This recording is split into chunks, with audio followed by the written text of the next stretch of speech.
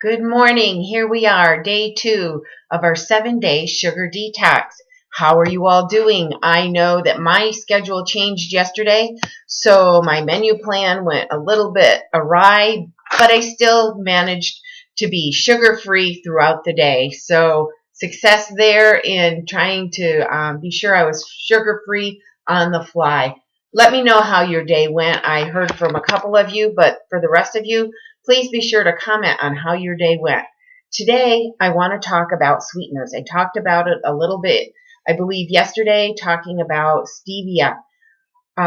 As we're doing the sugar detox, do not look for sugar-free things because so often, as you look at the labels and read them, you will notice there are many ingredients that you can't even read or don't even know what they are. But many of those sugar-free items have aspartame or sucralose or Splenda, which are all sweeteners that are not necessarily good for you. And if you do some research on the internet, you can find many instances where they can actually be harmful for you.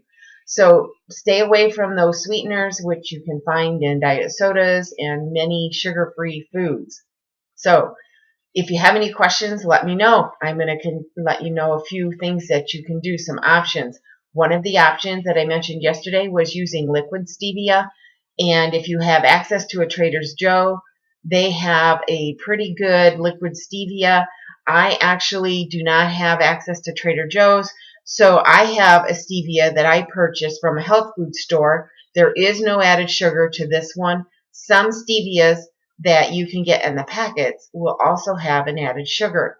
So this is the one that I had purchased a couple of years ago that I have not used up, and I am using that now in my coffee. The other thing that you can use to sweeten foods is dried fruit, and one really good dried fruit for that is dates. Make sure as you read the package that there is no added sugar. I looked at dried mangoes the other day and found that many of the packages that were available in Meijer had added sugar. Go figure.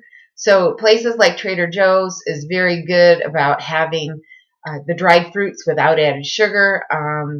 Meijer did not have a good selection of non-added sugar, and the ones that were there were quite pricey. So just kind of got to pick and choose what you want to do. One of the things that you can do with dried dates is chop them up, put them in your oatmeal. That would be a great sweetener. Raisins is a good sweetener for your oatmeal. And then I'm going to post for you later, or a little later after this video, a recipe that my daughter tried when I was visiting her using dates, cocoa powder, and coconut milk. And I'm telling you, it was the most wonderful, sweet, rich dessert. She made the 4 servings, and I honestly could have eaten just half of it and been very satisfied. So once you get first a couple, 3 days here, and you really feel like you want something sweet, I would recommend making this dessert and portioning it out and having it maybe as a snack in mid-afternoon or in the evening. It really was quite good. So if you have any questions, as I said, let me know. That is pretty much it about sweeteners. A couple of other items, though.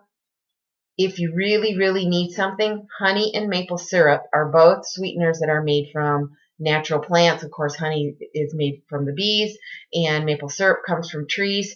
Use those sparingly in a sugar-free detox. If you absolutely have to have some honey in your tea, feel free to do so, but I would avoid it if I were you.